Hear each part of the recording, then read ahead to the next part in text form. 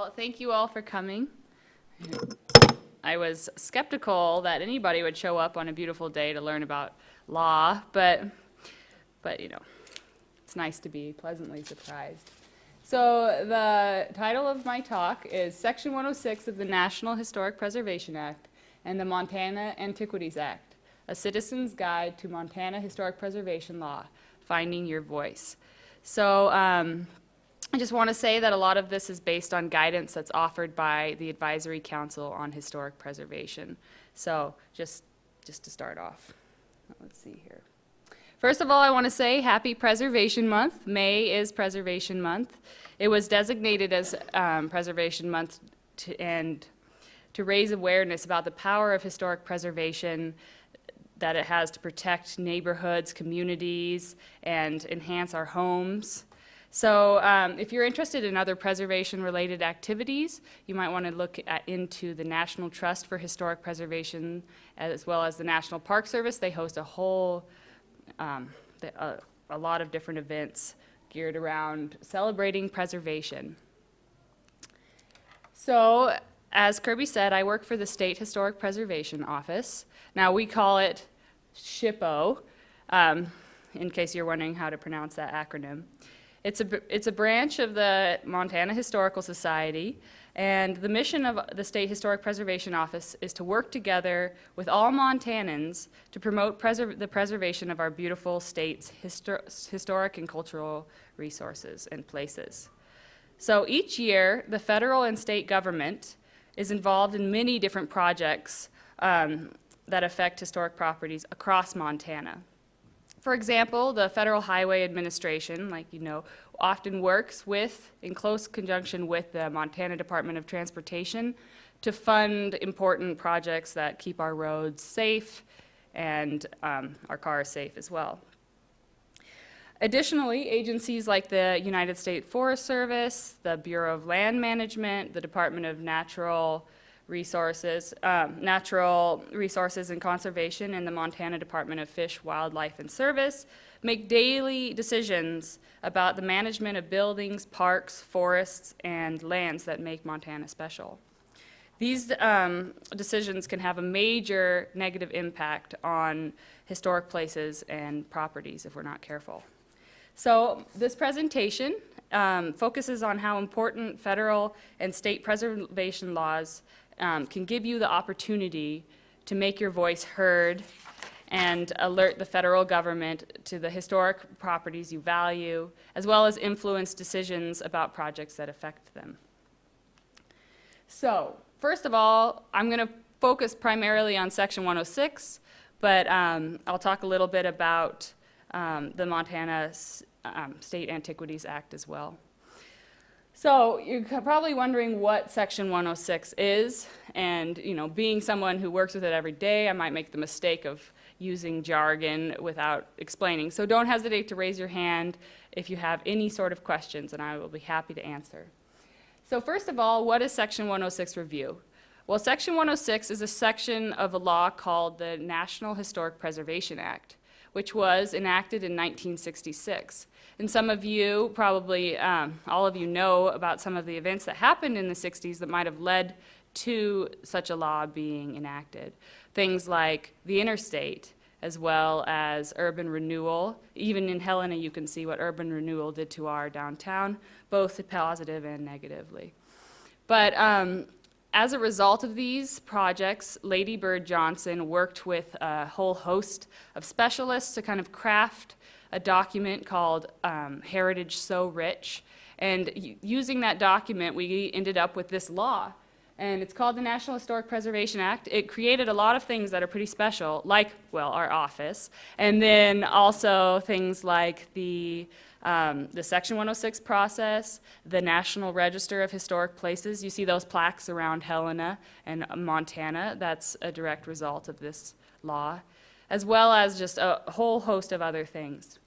So I would say that the primary principle of Section 106, when you hear it, you think, oh, just another bureaucratic, you know, red tape causing problems, but trying to stop projects. But basically what it means is when a federal agency wants to do a project, wants to fund a project, wants to permit a project, any sort of involvement in a project, it needs to go through this process to make sure that they've taken historic properties and place it heritage into account. So it's all about, I like to think of it as respect. You know, you wouldn't just go into your neighbor's yard and dig it up without asking, or asking if something important was there that they cared about. So basically, it asks the federal government to respect that we have heritage that we care about, and we do love that development's happening in our communities and in our state, but we also love our heritage and believe it should be protected and should be taken into account. Now, Section 106 is not about stopping development. It's not about telling the federal government, no, you can't do that project because there's a historic building there. It's more, you know, so it doesn't mandate preservation. It just asks that a discussion happen, which I think is a very special part of this law, and a lot of people accidentally overlook how special it is that it's all based around what we call consultation, which means people aren't just getting notified. Certain laws, they just send out a notification and say, come to our meeting, tell us what you care about, we'll send you a response in the mail. This is actual discussion. It encourages people to sit around a table, talk about what they care about, find a solution, and then move forward to and balance preservation needs or preservation values and development needs. So the main participants are, as you can imagine, the federal agency. Now, the federal agency is in charge of making the final decision. They are the ones that need to go through the whole process. They are the ones that are responsible for everything, okay? Then we have applicants. Applicants are people who get permits or those kind of things from the federal agency. Sometimes they have to do the process or certain aspects of the process. Then you have the Advisory Council on Historic Preservation. They're up in the big office in Washington, D.C. Actually, I don't know if you've ever seen that federal post office, the old one. It's kind of castle-like, so we like to think of them kind of like they're out up on a castle, you know. But they're the ones who have the legal ability to kind of get into situations, sue federal agencies if necessary, and really pull some clout. Then you have the SHPO, which is the office I work for, the State Historic Preservation Office. We have counterparts called the THPO, that's the Tribal Historic Preservation Office. Every single reservation in Montana, we're lucky because they're very involved, and they all have a THPO office. Some reservations across the nation don't, so we should be thankful for how involved our tribes are. Then Indian tribes in general, those are the ones that don't have THPO offices, and the local governments, other interested parties, and then the public. Now, all right, so the process, there's a four-step process. You know how when you have a government process, you always need your steps. So we'll just talk about that really fast so that you can kind of know exactly what the federal agencies are required to do. So to successfully complete Section 106, a federal agency must do the following. First, they initiate the process. Then they start to gather information about the project area and see if there are any properties that are eligible or are listed on the National Register. I think most of you have probably heard of the National Register, but it's just a list of places, it's an honorary list of places that are really significant either nationally, locally, or on a statewide basis. So these properties, the properties on the National Register or eligible for, are called historic properties. That means that they are at least 50 years old unless they're really, really, really significant. And in addition to that, they are recognized for their significance on a local, national, and state level, like I said. And then also they have importance to the national history or just history, architecture, archaeology, engineering, as well as culture. So you could ask yourself things like, is the property associated with events or activities that were really important in the past? Or is it associated with the lives of somebody who was really amazing and important to Montana's history, or even to Helena's history, if you're talking about Helena? And then also things like, does it show some engineering quality that is really significant? For example, you could say, it's just a concrete bridge, but it could be a certain kind of bridge that is the first time that engineering was used, that type of engineering was used, or that type of approach to bridge building. So in addition to significance, you also have to look at integrity. So basically, I like to think of integrity as if there was time travel was possible, and a person came back or came forward from the past, they would be able to recognize their house, for example. It wouldn't be like, oh, totally irrecognizable. So things like replacing your windows with vinyl or replacing your siding, that can change the historic integrity. So just small things. So the next step is after identifying historic properties, they go and they try to figure out whether the project is going to have what's known as an adverse effect. That means it's going to harm those qualities that make that place really special. So if it is, let's say, what we call a tribal cultural or a traditional cultural property, then it would harm, it could be the view shed that it harms, it could be the feeling, the historic feeling of the place, So they assess adverse effects, and then they try to find out ways to minimize, mitigate, or avoid those effects. And to do so, you end up creating agreement documents between the interested parties. So the Montana State Antiquities Act is very similar to Section 106. Almost, there are a lot of similarities, but it only applies on state-owned lands. So if there's a building you really care about on a university property, for example, that's a state-owned land, so that one would fall under the Montana State Antiquities Act. Now, as I said, I'm going to talk mostly about projects about federal projects, or Section 106. So now I'm going to kind of get into how you can be involved, since we've got a general idea of what it is. And remember, it's just making sure that the federal government respects that we have history that we care about. And first of all, I just want to say that it all starts with concern. So if you have a property that you are concerned about, or let's say you care about a certain building or a certain place a lot, or anything like that, then that's where you would think, oh, well, I want to make sure that I can get ahead of any projects and I can be involved in any discussions that happen regarding that project.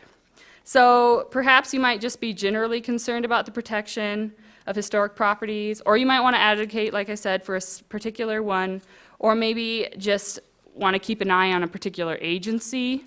Any of these are perfectly reasonable reasons to be involved in the Section 106 process. So sometimes I want to say that federal involvement can be obvious, but it also can be kind of difficult to figure out. That's because it can be the smallest amount of involvement. For example, one Section 106 project recently was enacted because one agency, a state agency, borrowed a blaster from a federal agency to blast a fish barrier. And so because that was going to affect a historic irrigation structure, that had been built into a ditch, then, and the federal government was involved, then we go through Section 106. You can't, So it's even like the smallest project, you think, well, that seems ridiculous, but it does have an important role to play. So it might be necessary, in other words, for you to contact the project sponsor and inquire about federal involvement, or to contact our office, the State Historic Preservation Office, to see if we might have any leads or any ideas if you're wanting to be kind of involved in the consultation process. So once you've identified the responsible federal agency, you need to write a letter. So it always comes down to writing a letter and getting your thoughts into the written record. So you write a letter to the agency and you request a project description and inquire about the status of the project planning. Specifically, you want to ask about the agency's plans and how they're going to comply with Section 106. And you just want to, be that squeaky wheel, because as you know, that squeaky wheel gets the grease. So the sooner you learn about proposed projects with federal involvement, the better, and the greater chance you have of influencing the outcome of Section 106 review. Here are some tips for getting more involved in the initial stages. You can join a local or statewide preservation group like the Montana Preservation Alliance. They're very involved. Or you can make us or a tribe or a TIPO aware of your interest in general. You can become more involved in state and local decision-making. That might mean joining, going to different meetings, like the local historical society might offer meetings, and you can get involved in that kind of stuff. Or you might want to review newspapers, because they often have postings in newspapers about upcoming projects and stuff.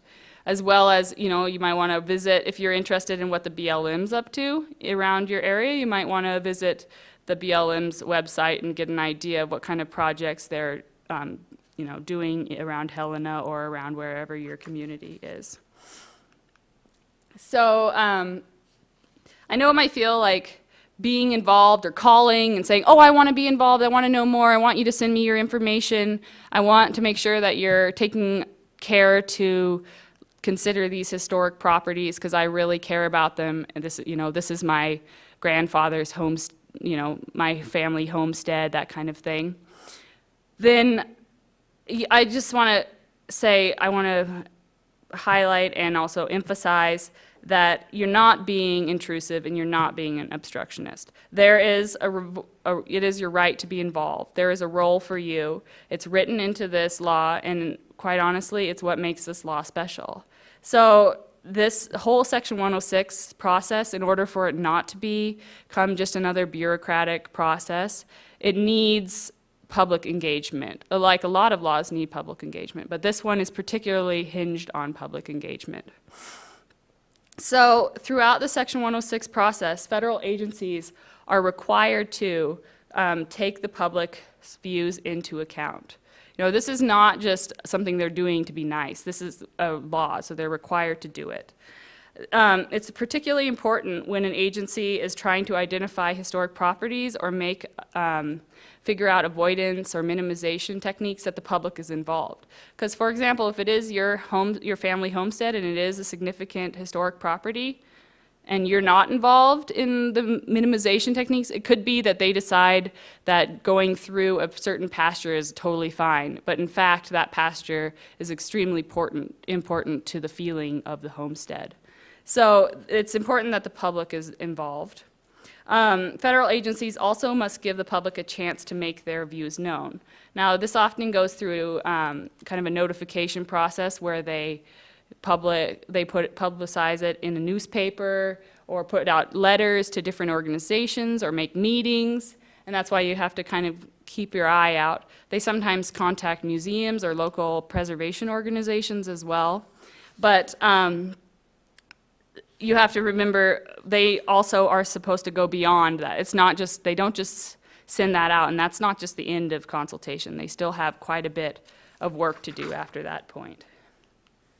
So when an agency provides you with information, you need to let the agency know if you agree or if you disagree with the findings. Sometimes they'll have several different alternatives that are proposed, like on a bypass or something, and maybe one of the alternatives looks better to you than others, or maybe you might have some suggestions to make an alternative an even better, a better approach.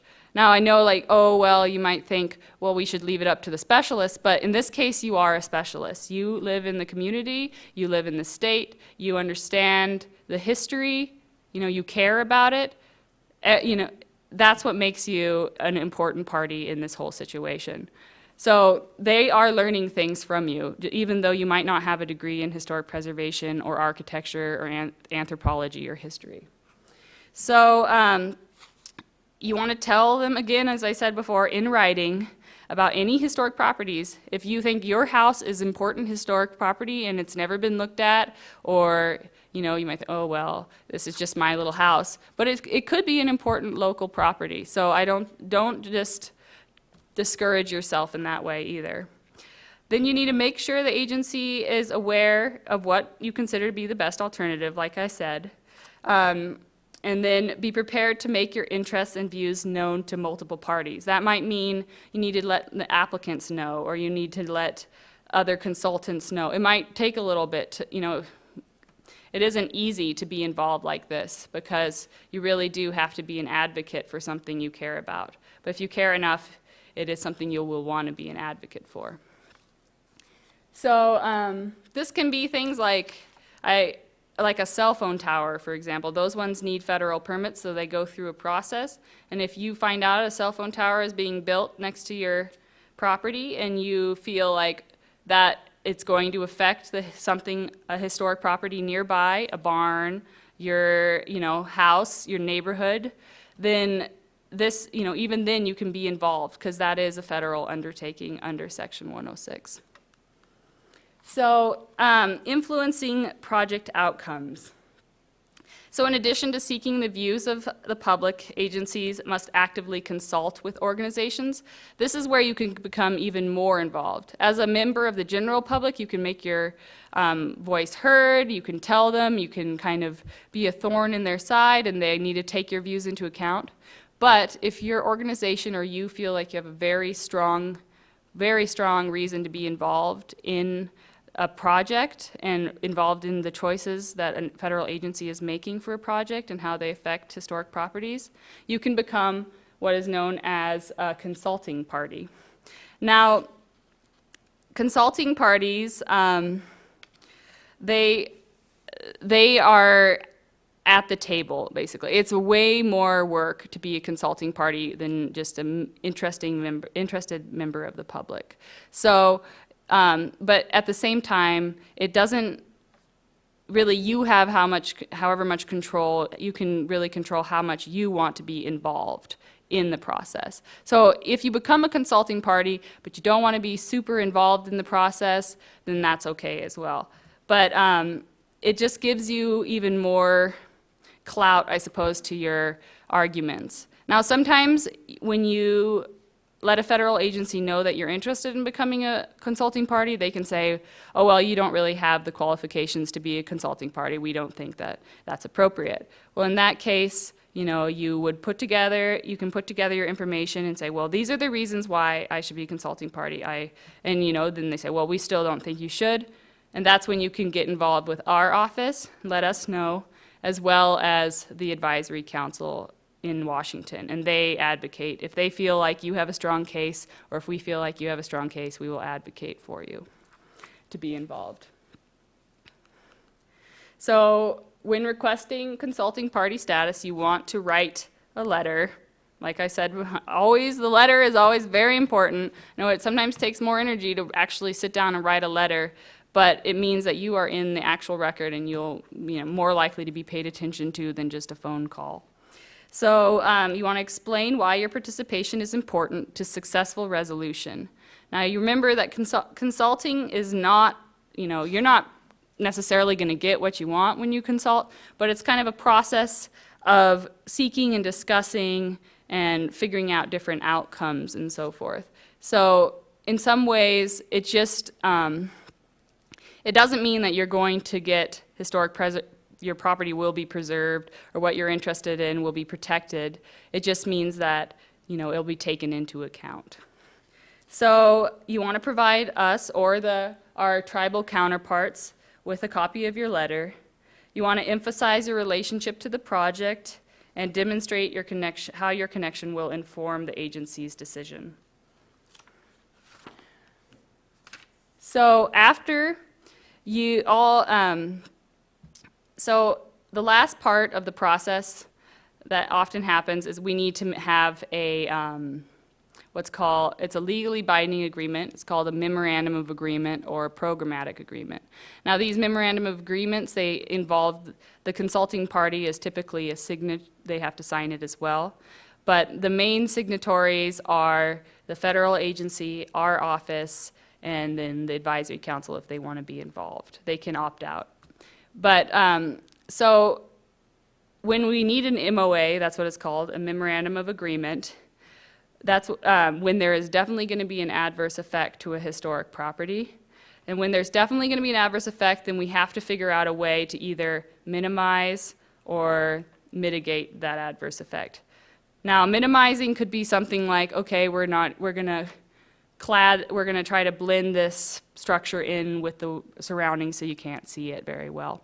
Or something like, if, like, for example, in Grand Cours there is a nearby water treatment plant, and they recently wanted to redo their water treatment plant. And so as a result, they had to work with the Park Service to make sure that it wasn't going to visually impact the Grant Corps National Historic Site, which is a very important site to Montana. So basically, as I was saying, what we call mitigation, when there is going to be an adverse effect. Now that doesn't just mean, it doesn't have to be something that involves the actual property. Like mitigation could mean something like giving money to a local organization, or giving money to the tribes, or it could also mean documenting a bridge before tearing it down. Those are different mitigation strategies that might be included in a memorandum of agreement. So the memorandum of agreement just outlines exactly what the federal agency is going to do, what the state is going to do, what the consulting parties are going to do. Everybody signs it and it's legally binding. Without that agreement, there's no legally binding document in place. So one really interesting thing about Section 106 that I think I should mention is that Section 106 doesn't really have what we like to call teeth. It's more of it's to ensure a good faith effort rather than you have to do this. So in the end, the reason federal agencies do the process is because they are trying to make sure that they're not open to litigation. Now, if you were to litigate against a federal agency for doing something to a historic property that they were not supposed to, then it wouldn't necessarily be the decision you would be litigating against, because in the end, in Section 106, it's always the federal agency's decision no matter what. So, they just need to take things into account, but they make that final decision. But rather it would be the process. So if the federal agency doesn't follow the process and they leave all of these openings, then that's where they could get hit in litigation. That happened recently with the BLM when they were doing a big planning document. They didn't fulfill all of the things they were supposed to do for historic preservation. And there were all these litigations that came up for the wilderness, and then one preservation one. And the only one that stood was the preservation one because they hadn't followed that process. So as I was saying, with an agreement document, even after such an agreement document is signed, you can still have a role. You can contact the State Historic Preservation Office. You can contact the federal agency and say, well, what is happening? Are you doing what the agreement said? And you can keep making sure that what's happening, what you guys were fine with and agreed to, what is actually going through. So basically, Section 106 really gives you a chance to weigh in when projects with federal involvement may affect historic properties that you care about. So like I say, seize the chance and you can really make a difference in your communities. So when you're making, your first points of contact should always be first the federal agency, trying to get in touch with the federal agency. Then you can get in touch with our office or a tribal historic preservation office. Then also you can get in touch at any point with the Advisory Council on Historic Preservation. Like I said, they're in Washington, D.C. They advocate for preservation. And if you don't agree with our views, the State Historic Preservation Office, you can bring that disagreement or that problem to the Advisory Council as well. So they kind of act as a mediating agency and are able to apply pressure in a different way than we are able to. So if you're looking for more guidance, I did print this out, and the working with Section 106 is available through the Advisory Council's website, and then working with our office is available. You can look at our website or call us. You can also just call the Advisory Council. Just because they're in Washington, D.C. doesn't mean that you can't be in touch with them. They're quite friendly. And if you have any additional questions about this or the Montana State Antiquities Act, like I said, state antiquities only applies to state-owned lands. But if you really care about a state-owned property like Pictograph Cave, then that might be something that you can use as a tool. So you can also just contact me with any questions if something comes up or you feel like, oh, I'm really interested in this. and I think I can use this for a project that I know about, then just call me and I'd love to help.